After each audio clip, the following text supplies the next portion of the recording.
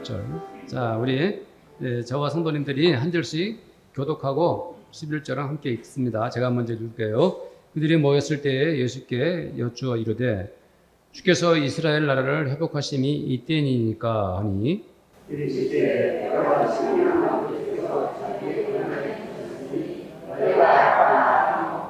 오직 성령이 너희에게 임하시면 너희가 권능을 받고 예루살렘과 온 유대와 사마리아와 땅끝까지 이르러 내 증인이 되리라 하시니라.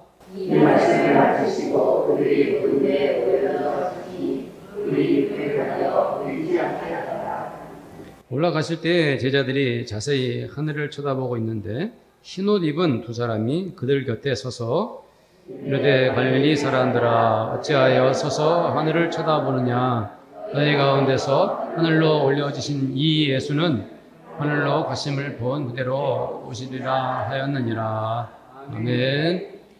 성도님들, 내일은 6월 6일 현충일입니다. 공산주의자 김일성이 스탈린의 도움을 받아서 대한민국을 침략해서 얼마나 많은 젊은이들이, 남과 북의 젊은이들과 국민들과 인민들이 또 유엔에서 파견한 그러한 유엔군들과 또 북한을 도우려고 왔던 중공군들, 정말 많은 사람들이 목숨을 잃거나 다쳤습니다. 6.25 한국전쟁은 약 127만 명의 사망자를 낸 비극적인 전쟁이죠. 한국 군인과 군경은 약 14만 명, 북한군, 조선인민군은 약 52만 명, 유엔군은 37,902명, 중공군은 14만 8,600명, 또 민간인들도 많이 목숨을 잃었습니다. 남측에서는 24만 4,663명, 북측은 28만 2,000명이 이 전쟁으로 생명을 잃었습니다. 그 후유증은 지금도 계속되고 있습니다. 고향과 가족을 잃은 그러한 이산가족들도 이제는 더 이상 희망의 끈을 놓은 지가 이제 오래되었다 생각이 되어집니다. 저는 오늘 우리가 어떻게 하면 나라를 사랑할까 하는 간절한 마음으로 성도들과 주님의 말씀을 나누고 싶습니다. 우리 기독교인들은 나라를 위해서 무엇을 할 수 있을까요? 사실 정치, 경제, 사회, 문화 이런 모든 분야에서 많은 사람들이 전문가들이 잘들 일하고 있습니다. 저는 목사로서 이런 이야기를 하고자 하는 것은 아닙니다. 나라와 국가를 위해서 목사가 아무 말도 하지 않고 있으면 그거 무관심 아닌가 혹은 방관이 아닌가라고 의심을 할 수도 있습니다. 그래서 어떤 교회나 목사들 중에는 자기의 목소리를 내는 것 같기도 합니다. 그러나 제가 아무리 이 시간에 객관적이고 중립적인 입장에서 어떤 정치적 얘기를 한다고 해도 성도들 중에는 마음이 불편하거나 또 가슴에 상처를 입을 수도 있습니다. 그렇기 때문에 교회나 목사들은 어떤 정치적 이야기를 함부로 하는 것이 아니라 나라와 국가를 위해서 우리가 무엇을 해야 할지 그것을 성경에 근거하여 복음적으로 풀어나가야 합니다. 그렇죠? 오늘 말씀은 우리 기독교인들이 국가를 위해서 무엇을 할 수 있을지 그것을 그대로 드러내고 있습니다. 예수님께서 승천하시기 바로 직전에 많은 사람들이 주님께 여쭈었습니다. 주님, 이스라엘을 회복할 때가 언제입니까? 이것은 말 그대로 매우 정치적인 질문입니다. 우리나라 역사 못지않게 이스라엘 역사도 정말 환난과 고통이 많았습니다. 이스라엘, 자기 민족을 회복시킨다는 것은 정치적 억압에서 벗어나 언제쯤이나 우리나라가 해방이 되겠습니까? 하는 질문을 드린 거죠. 사실 이스라엘은 정말 다윗 시대, 솔로몬 시대에 아주 짧게 부귀와 영화를 누리다가 그 후로는 계속 남과 북이 나뉘어지고 서로 혼란스럽고 그런 일들이 계속 되다가 결국은 나라를 빼앗기고 남과 북은 세계 곳곳으로 뿔뿔이 흩어지고 말았어요. 예수님 시대까지도 바로 이스라엘 사람들은 로마 정부의 지배를, 식민 지배를 당하고 있었지 않습니까? 그래서 주님, 이토록 고통스러운 억압의 시대를 끝내고 독립국가로서 우리나라를 해방시키고 회복될 때가 도대체 언제입니까? 라고 거기 있는 많은 사람들이 주님께 질문을 드린 것입니다. 그러나 예수님의 대답은 너무 간단합니다. 아주 간단하죠? 뭐라고 말씀하셨습니까? 이르시되 때와 시기는 아버지께서 자기의 고난에 두셨으니 너희 알 바 아니다. 이것은 이 주님의 말씀은 무엇을 의미합니까? 정치적 정부, 그 나라를 회복하는 것이 급한 것이 아니라 그것이 우선순위가 아니라 그들에게 정말 중요한 것이 따로 있다라고 말씀하고 있는 거예요. 무엇이 따로 있다는 것입니까? 정말 아무런 상관없는 말씀을 하십니다. 오직 성령이 너희에게 임하시면 너희가 권능을 받고 예루살렘과 온 유대와 사마리아와 땅끝까지 이르러 내 증인이 되리라 이렇게 말씀을 하십니다. 이 말씀은 이스라엘이 정치적으로 회복되기를 원했던 예수님의 제자들과 그리고 예수님을 따르던 그 많은 사람들에게는 전혀 생각도 못했던 것입니다. 그리고 사마리아와 땅끝까지라고 주님이 말씀하셨지 않습니까? 이건 정말 상상을 초월하는 말씀이죠. 왜죠? 이스라엘 사람들에게 세상의 끝, 땅끝이라는 개념이 없었기 때문입니다. 사람이 그 시대에 한평생 살다 보면은 이스라엘 말고 다른 나라로 외국으로 여행할 기회가 거의 없는 거죠. 이웃 나라까지도 가기 어려운데 땅 끝까지 가서 복음을 전하라 이런 말씀은 그들은 한 번도 생각해 본 적이 없는 거예요. 땅 끝까지 가서 복음을 전한다고? 그들은 그런 개념이 없었던 것이죠.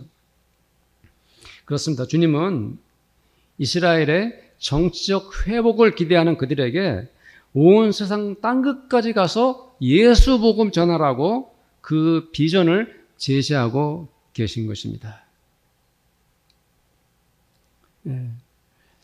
사실 그 당시에 예수님을 따르던 사람들은 소수 신앙 집단에 지나지 않았어요. 그리고 이스라엘이라는 나라도 로마의 식민 지배를 받고 있었기 때문에 아주 작은 나라, 힘없는 나라입니다. 그런데 그들이 어떻게 저 멀리 온 세상 끝까지 가서 복음을 전합니까? 그러나 주님은 그 거대하고 놀라운 미래의 비전을 그들에게 말씀하고 계신 것입니다. 우리 9절부터 11절 말씀을 한번 읽어볼까요? 9절부터 11절 읽읍시다. 시작. 이 말씀을 마치시고 그들이 보는데 올려져 가시니 구름이 그를 가리어 보이지 않게 하더라.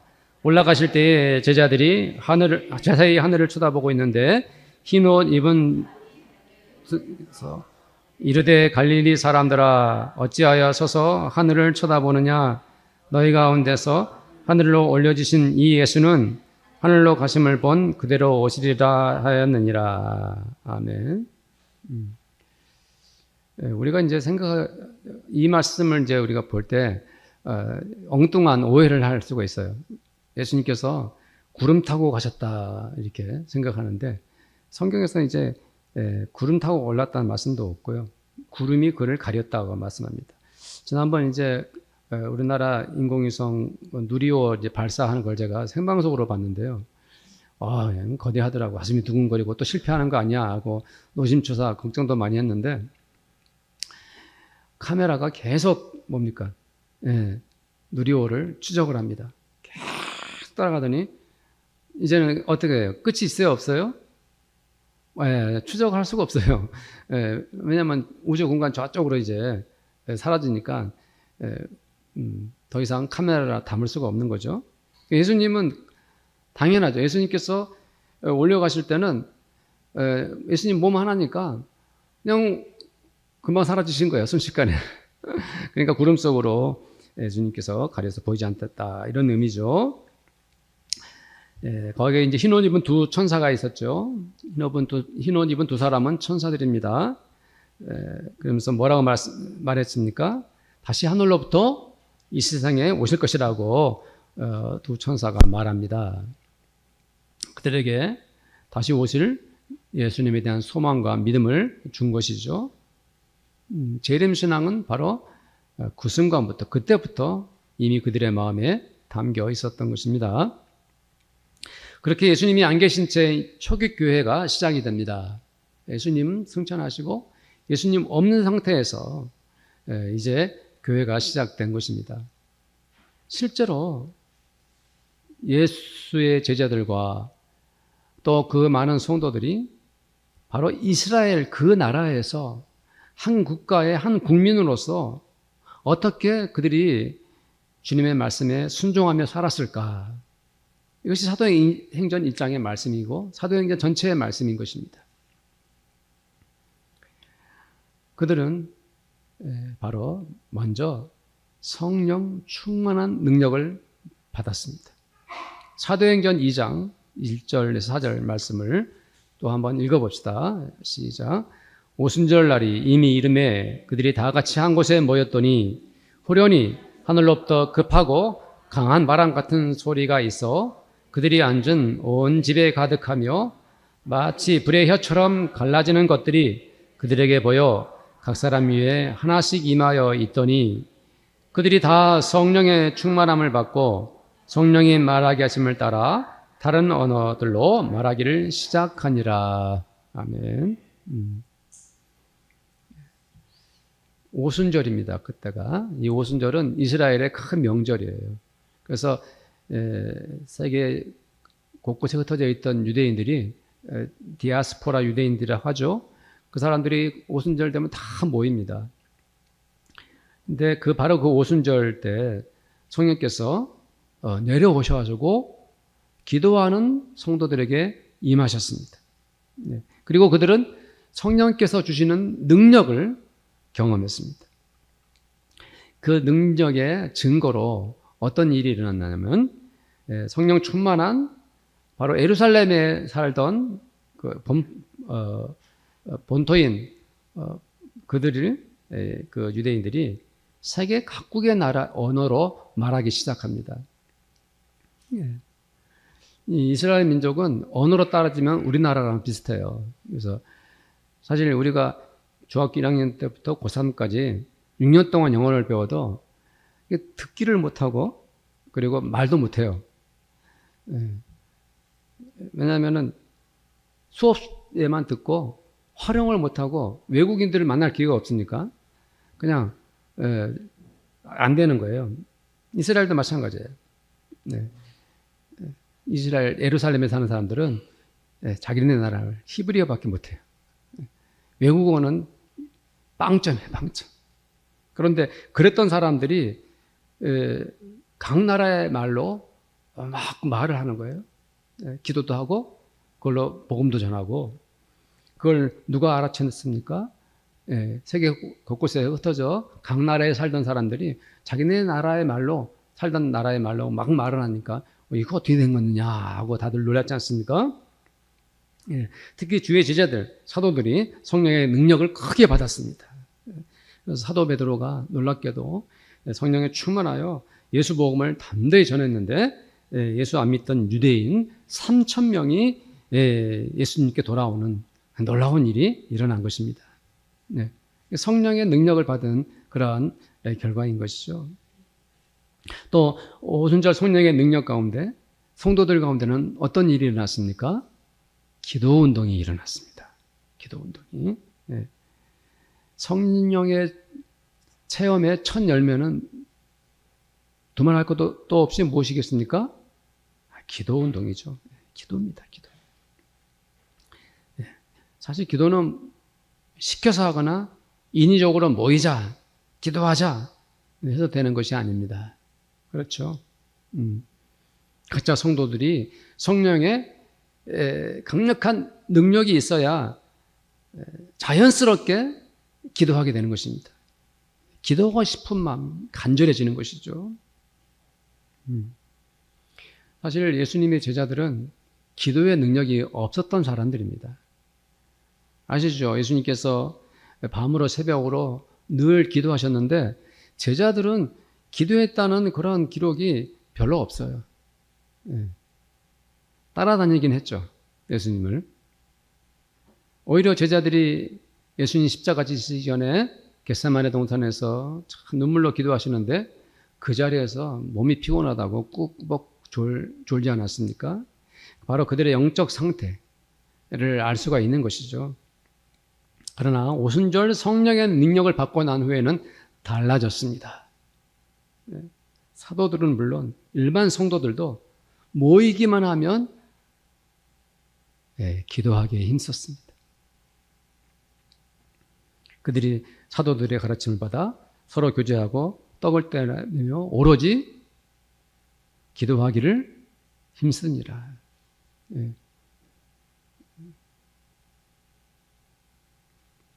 그리고 또 무슨 일이 일어났습니까? 44절 45절 말씀을 읽읍시다. 시작. 믿는 사람이 다 함께 있어 모든 물건을 서로 통용하고 또 재산과 소를 팔아 각 사람의 필요를 따라 나눠주며 여기까지만. 그들은 예수 공동체가 되었습니다. 예수 공동체. 예수 공동체가 무엇입니까? 예수님과 마음과 몸이 하나 되는 그것은 곧 사랑 공동체요 나눔 공동체였던 것입니다. 성령의 능력은 무엇으로 나타납니까? 사랑으로 나타나는 것입니다. 성령의 첫 열매가 무엇이죠? 오직 성령의 열매는 제일 먼저 오직 성령의 열매는 사랑과 희락과 화평과 사랑이 첫 열매. 물론 그것이 다른 뒤에 있는 열매들이 중요하지 않다는 의미가 아니라 성령의 첫 열매는 사랑이에요. 사랑. 46절 말씀도 한번 읽어봅시다. 46절 시작. 날마다 마음을 갖춰여 성전에 모이기를 힘쓰고 집에서 떡을 떼며 기쁨과 순전한 마음으로 음식을 먹고. 이 말씀은 어떤 의미를 가지고 있습니까? 교회와 가정의 집이 또 한 공동체를 이루고 있는 것입니다. 성령 체험을 받으니까 어디에 오고 싶은 마음이 간절했습니까? 교회에 오고 싶은 마음들이 간절했어요. 교회에 오면은 간절히 기도했어요. 여기서 성전에 모이기를 힘썼다는 것은 모이려고 노력했다는 뜻이 아니라 자연스럽게 교회에 모이는 성도들이 많았다 이런 뜻입니다. 영어 성경을 보면 헬라어 원어에 더 가깝게 명확히 번역해 놓았어요. 제가 영어 짧기 때문에 읽지는 않고 여기 써놓겠습니다. 그들은 날마다 성전에 모이기를 계속했다는 뜻입니다. continue, 계속했다는 것이에요. 즉 이 말은 그들은 누구라도 할 것 없이 멈추지 않고 지속적으로 성전에 찾아온 것입니다. 그들은 성령에 충만해지니까 성전에 오는 것이 너무 좋았고 거기에서 기도하고 또한 사도들이 있으면 성경도 배우고 말씀의 지도를 받았습니다. 이렇게 교회가 성령에 충만해지니까 이런 일들이 일어났는데 그 은혜 받은 성도들이 그 교회에서 은혜 받는 성전에서 은혜 받은 것을 내려 또 가정에 가서 가정 공동체가 또 사랑으로 충만했던 것입니다. 저희 교회도 문을 항상 열어놓고 있습니다. 그래서 아무 분이라도 와서 기도하고 갈 수 있도록 틈만 있으면 우리 성도님들도 기회만 있으면 교회에 와서 기도하고 그 기도하면서 은혜 받을 수 있게 되기를 축복합니다. 그래서 이 말씀을 볼까요? 계속 말씀을 보면은 집에서 떡을 떼며 기쁨과 순전한 마음으로 음식을 먹고 그래서 교회가 너무 은혜로우니까 성령 충만하니까 가정으로 돌아가서도 기쁨이 충만했어요. 식사 한 끼를 먹어도 가족들과 신실한 마음으로 그 음식 먹으면서 하나가 되었던 것입니다. 교회에서도 성령 충만, 가정에서도 사랑 충만. 이것이 초대교회의 공동체의 현장이었던 것입니다. 보기 좋죠? 너무 좋죠? 너무 은혜롭습니다. 또 47절 말씀을 함께 읽겠습니다. 47절. 하나님을 찬미하며 또 온 백성에게 칭송을 받으니 주께서 구원받는 사람을 날마다 더하게 하시느니라. 아멘. 이 말씀 중에서 온 백성에게 칭송을 받으니 이 말씀이 참 중요합니다. 예수를 믿지 않는 사람들에게 칭찬을 받았다는 것 참 중요하지 않습니까? 기독교는 일반 국민들에게 지지를 받아야 합니다. 그렇죠? 초대교회는 그렇게 세상으로부터 박수를 받았던 것입니다. 네. 그 다음에 이어서 뭐라고 말씀하고 있냐면은 주께서 구원받는 사람을 날마다 더하게 하시니라. 어떻게 초대교회는 그렇게 매우 빠르게 부흥했는가? 그것을 말씀하고 있는 거예요. 성령의 능력이 초대교회에 있었기 때문입니다. 또한 그들은 사랑에 충만했기 때문입니다. 그들은 기도에 집중했습니다. 더불어 서로 나누고 베풀었습니다. 또 사회로부터 칭찬을 받았습니다. 이런 모든 것들이 자연스럽게 연관되고 순환되면서 초대교회는 놀랍도록 급속하게 부흥한 것입니다. 이렇게 자연스러운 부흥 현상을 일으키신 분이 누구십니까? 우리 주 예수님이십니다. 우리 주님은 벌써부터 초대교회가 이렇게 부흥할 것을 아셨습니다. 그리고 그 놀라운 일들을 사도들과 성도들을 통해서 이루어내고 계셨습니다. 그래서 주께서 구원받는 사람을 날마다 더하게 하시느니라 라고 이 사도행전을 기록한 누가가 서술하고 있지 않습니까? 이렇게 하나님 나라가 예루살렘에서부터 시작해서 점차 온 유대와 사마리아와 그리고 땅끝까지 번져가기 시작했습니다. 성도님들, 저는 우리가 초대교회를 배우는 것, 그 초기 교회 성도들을 따라가는 것, 그것이야말로 애국하는 것이고 나라와 국가를 위해서 헌신하는 것이라고 우리 성도님들에게 간절히 말씀드리고 싶습니다. 우리 기독교인들은 내가 어떤 정치적 성향을 가지고 살아가느냐, 그것이 중요한 것이 아니라 먼저 우리는 성령의 충만을 받아야 합니다. 성령의 은혜를 받으면 기독교인들은 주님께 기도하게 됩니다. 성령의 은혜를 받은 성도는 교회를 사랑하고 교회에 모이는 것을 기뻐합니다. 성전에 모여서 기도를 합니다. 그리고 와서 성경을 배웁니다. 그리고 복음으로 그의 인격과 삶이 바뀌게 됩니다. 네. 이것이 기독교인들의 모습인 것이죠. 바울은 이방 나라에 있던 골로새에 있는 성도들에게 새로운 삶을 복음으로 가르쳤습니다. 골로새서 3장 8절부터 10절에 있는 말씀이죠. 한번 읽어볼까요? 함께 시작. 이제는 너희가 이 모든 것을 벗어버리라. 곧 분함과 노여움과 악의와 비방과 너희 입에 부끄러운 말이라. 너희가 서로 거짓말을 하지 말라. 옛사람과 그 행위를 벗어버리고 새 사람을 입었으니 이는 자기를 창조하신 이의 형상을 따라 지식에까지 새롭게 하심을 입은 자니라. 아멘. 네.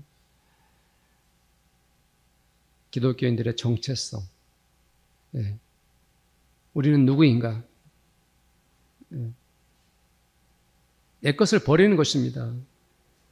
악하고 더럽고 정말 하나님 영광을 가렸던 그 모든 것들을 벗어버리고 새 사람을 입는 것입니다. 성령의 은혜와 복음의 능력은 그렇게 생활을 바꿔주고 그 성품을 주님을 닮을 수 있도록 하는 그러한 능력이 있는 것입니다. 주도교회 성도들은 성전에서 은혜를 받은 것과 가정에서 이렇게 정말 가족과의 관계가 단절되거나 나뉘어지지 않고 하나를 이루었어요. 예. 바로 초대교회 성도들은 성전과 자기의 집을 동일하게 생각을 한 것입니다. 그래서 바울이 여러 번 자기 서신에서 집을 말할 때 집에 있는 교회라고 말했어요. 교회가 곧 가정이고 교회가 곧 집이고 집이 곧 성전인 것을 골로새서 4장 15절에 보면 라오디게아에 있는 형제들과 눈봐봐 그 여자의 집에 있는 교회에 문안하고 또 로마서 16장 5절에도 또 저희 집에 있는 교회에 문안하라. 고린도전서 16장 19절에서도 다 같이 읽어봅시다. 시작. 아시아의 교회들이 너희에게 문안하고 아골라와 브리스가와 그 집에 있는 교회가 주 안에서 너희에게 간절히 문안하고 그 집에 있는 교회. 난 이 말씀을 볼 때마다 얼마나 은혜로운지 모르겠어요. 빌레몬서 1장 2절에도 한번 읽어봅시다. 시작. 자매 아비아와 우리와 함께 병사된 아키뽀와 네 집에 있는 교회에 편지하노니. 네. 성도님들, 우리들도 그래야 합니다. 교회에서 복음으로 은혜를 받았습니까? 그렇다면 가정에 돌아가서는 더욱 신실한 마음으로 가족들을 사랑하시기를 축복합니다. 신앙이 없는 식구가 있습니까? 내가 더욱 그 형제, 자매를 위해서 그리고 그 부모님을 위해서 혹은 내 자녀를 위해서 그리고 아내나 남편을 위해서 안 믿는 우리 가족을 위해서 사랑하고 내가 또 사랑해야 합니다. 네. 정말 어떻게 하는 것이 나라를 사랑하는 것입니까?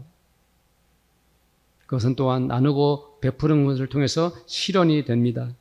우리 기독교인들이 앞장서서 어려운 이웃들을 돕고 그들의 아픔과 상처를 낫게 하는데 최선을 다해야 합니다. 마태복음 6장 3절 4절 말씀에 주님 말씀하셨죠. 함께 읽읍시다. 너는 구제할 때 오른손이 하는 것을 왼손이 모르게 하여 내 구제함을 은밀하게 하라. 은밀한 중에 보시는 너희 아버지께서 갚으시리라. 아멘. 사실 이제 지난번 튀르키예 지진이 일어났을 때도 한국교회 모든 교단들이 거기 가서 정말 이름 없이 빛도 없이 봉사하고 왔어요. 그런 것들은 목사들은 다 알고 있죠. 누가 알아주지 않아도, 언론에 홍보가 되지 않고, 심지어 왜 교회는 이웃을 섬기지 않느냐, 교회가 왜 사회를 위해서 하는 일이 없느냐라고 그런 비난을 해도 우리는 주님의 말씀 그대로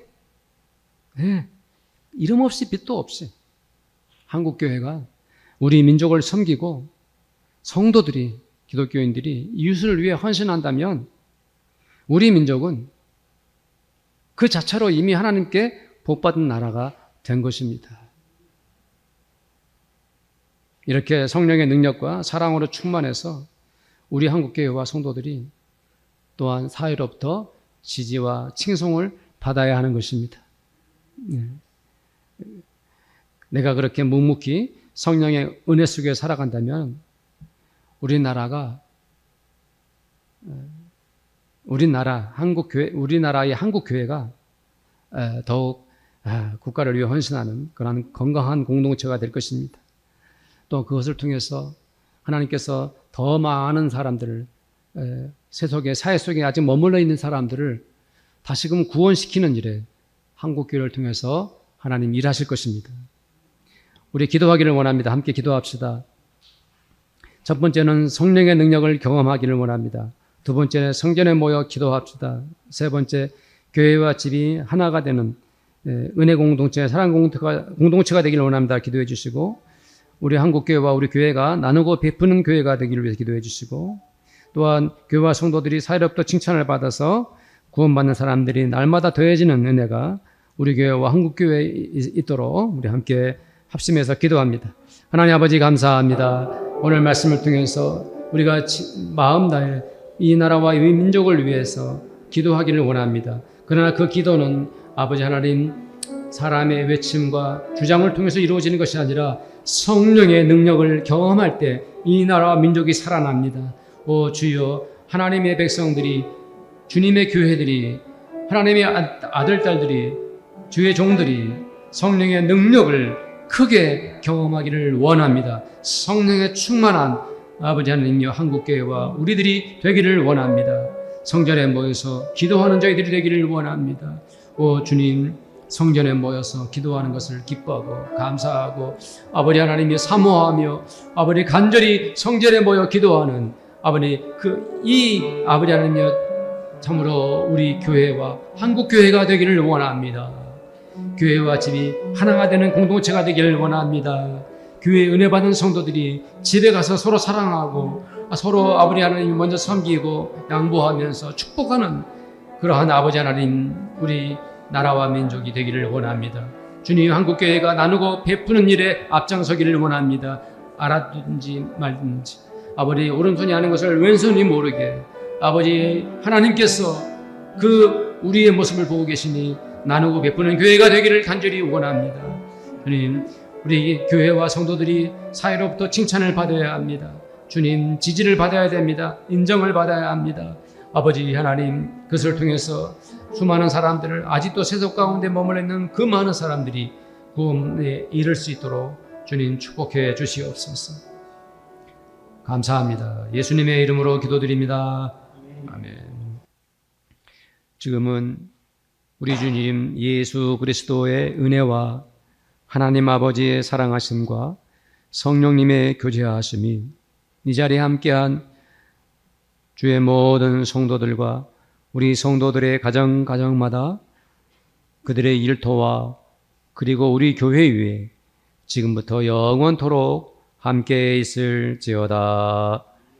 아멘.